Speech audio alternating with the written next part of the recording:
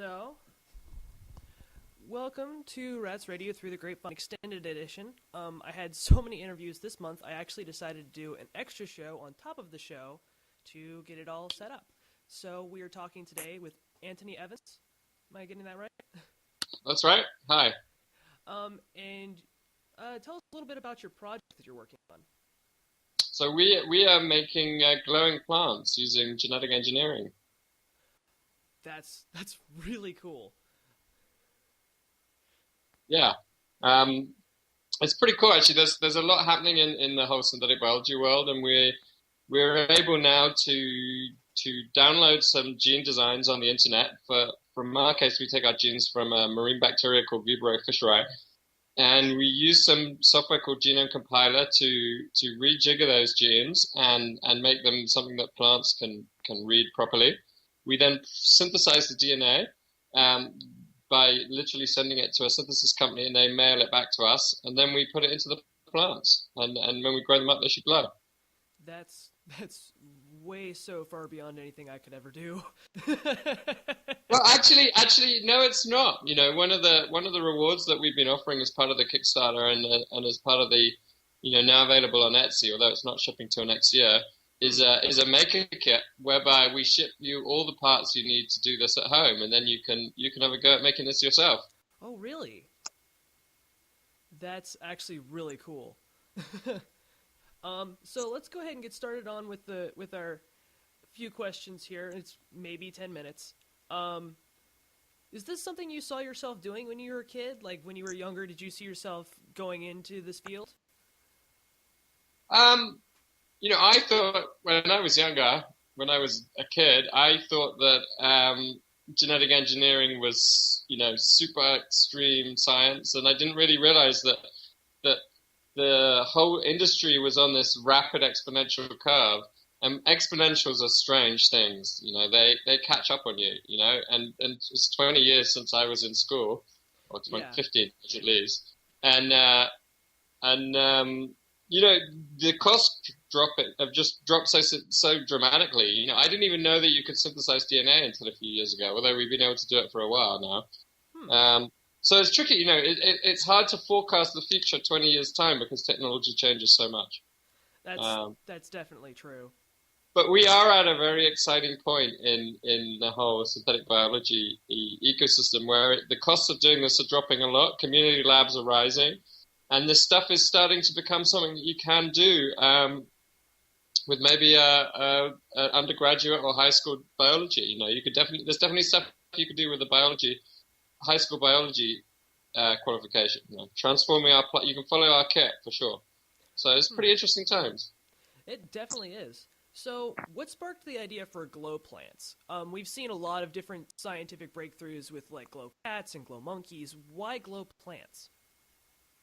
I just think it's a very symbolic thing, and longer term, we've got this ambition that one day maybe we can use plants as streetlights and trees as streetlights, and that's an inspiring idea, and if we can take some baby steps towards that goal, then that would be fantastic. That would really be fantastic. And it really is a great project. Both me and my partner Freddy, who unfortunately is out of town at the moment, doing some additional work to try and earn some extra scratch. When we both saw this project, we jumped at the chance to be part of it, and we're very excited for it ourselves. Cool. So after this project, is there going to be any other projects you're going to be posting up? Any other kind of glow ideas, or is this? We don't know where we're going yet. I mean, we've got enough responsibility delivering this project to our backers, and so we'll be focused on that for the next 12 months for sure. That sounds good. So, what's the end goal for this project? You were saying that you wanted to have it so that you had glow trees, and you could have glow trees replace light posts and whatnot. Is that kind of an end goal for you guys, or is it just for now? Yeah, that would be cool, I think, and that's what we'd like to work towards. We plan to open source a lot of the core parts. We think that that's a big goal, and that we'll only get there if we work in partnership with lots of people around the world. But yeah, that's the goal. That definitely sounds really cool, and Rats Radio is more than happy to keep an eye on you guys, and we are definitely excited to see where you end up going in the future. Cool. Well, thanks for your time. Yep, it has been great talking to you, Antony, and we will definitely keep in touch. Alrighty, Ratters, continuing on with our Through the Grape Vine Extended Edition, I'm talking to Miss... Lola Hart. Miss Lola Hart, I'm sorry. You go. Completely skipped my mind for a moment there. It's the costume. It's perfectly okay. So, I guess let's go ahead and get started with the questions. What made you decide to get into the adult side of cosplay? Peer pressure. I've actually been involved. I've been going to conventions and cosplaying for about 12, 13 years now. Oh, wow. I know. My first convention was back in 2001, long time ago. But at Gen Con last year, I was cosplaying Arkham Asylum version Poison Ivy, which was pretty much body paint, t-shirt, and a pair of panties. And Tina Hollow, who runs Geek Girls Online, has been a friend of mine for years. Mm-hmm. And she saw me in that costume, and she was just like, I have to have her. So she chased after me for months to try and get me to model for Geek Girls Online. And eventually I gave in. And then I come to find out later that Athena and Noelle, of course running Pixel Vixens, were having a silent war behind my back to see who could get me to model for them first. So eventually I gave in and went to both sites. Yeah, There's enough for me to go around. Of course. You got to have fun with what you're doing, and I imagine you have a ton of fun. So. Oh, yes, I So, what would you say to your fans out there if they were actually interested in getting into what you do? Go for it.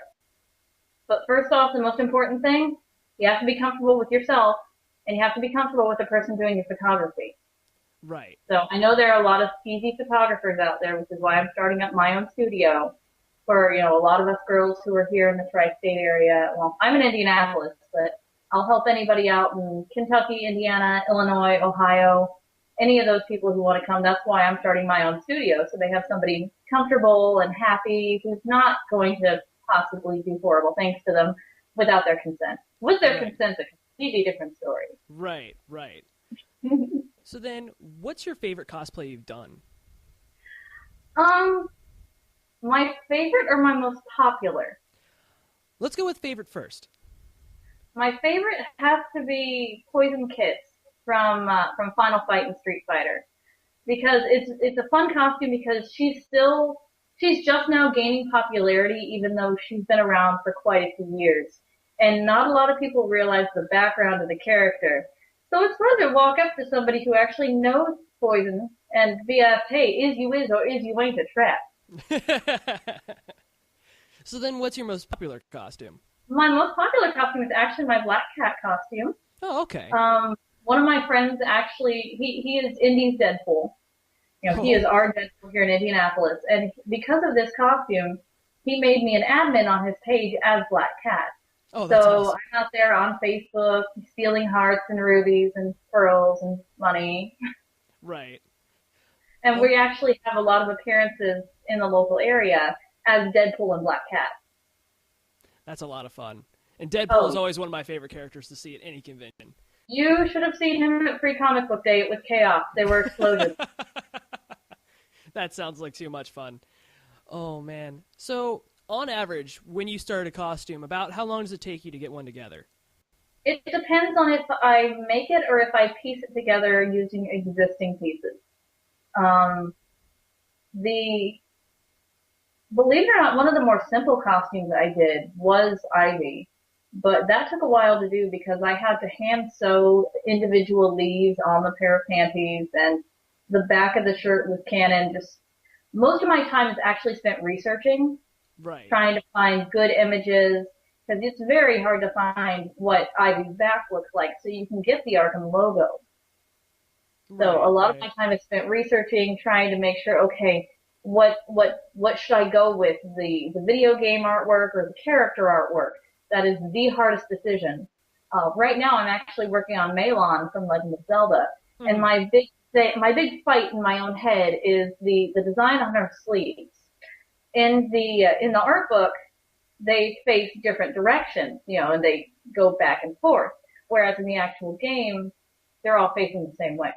I'm sorry, I had that backwards. In the art book, they're facing the same way. In the game, they're facing different directions. Right, so right. My biggest thing with that costume is how do I want the pattern, the tiny little pattern on the sleeves to lay? Because there are those nerds that'll get right up in there and be like, "Oh, this is wrong." Exactly, and I'm one of those where I want it to be correct down to the last detail. Adding corset on Black Cat was a tough choice for me because the outfit's just straight black. There's a lot of people who wear a black corset, but I was actually, due to my photography background, I added this because I know having a full black costume is very hard on a camera lens. So adding the white corset gives it a focus point. So it's actually a happy thing for photographers. Right, right. So then, have you got any new costumes coming up for maybe a new convention coming around, or? Yes, I have quite a few new costumes coming up for IkasuCon, MatsuriCon, and GenCon those are my next big three. There are a few smaller conventions in there. But for GenCon, the big thing I'm doing with Athena Hollow is we're doing a Mass Effect 3 group. She's doing Jack, I'm doing Kasumi, we have a Miranda and a Commander Shepard. We're all going to be traveling around in a big group. My other one is, of course, Malon and Princess Zelda, because I'm a huge Zelda fanatic. But for one of the smaller conventions, I'm actually a member of Barfleet, which is awesome. We're a bunch of drunks with a sci-fi problem. Okay. And our theme for this upcoming party is Orion Oasis. Now, since we are Star Trek theme, of course, we mean the Orion Slave Girls. So I'm going to be dressed at the party as an Orion slave girl, body paint, full green body paint, and slave silk, serving drinks. So that's going to be my fun one. That's going to be a lot of fun. Exactly. There will be pictures. Oh, and we'll be more than happy to post those all over our page, too. Right ahead. Anything for the fans, of course. Oh, well, I think that wraps up our questions. So thanks to Miss Lola Hart and, of course, to Antony Evans, who was on our show earlier with the bioluminescent plants. Check us out this month. The 13th, we are going to be doing the Garden Arts Fair. We'll be there doing green screen photos and generally collecting donations. And, of course, on the 17th, the Rats crew will be down at Comic-Con San Diego doing live coverage of all of that. So definitely tune in for that. It's going to be a lot of fun. We just spent like $100 or so on all of our tech. So it's going to be worth watching because between me and my cameraman, we're going to be covering the entire show. So, to Miss Lola Hart, we give you very much thanks. And we hope to have you on the show again sometime soon. I will be more than happy to. And to our Ratters out there, stay classy.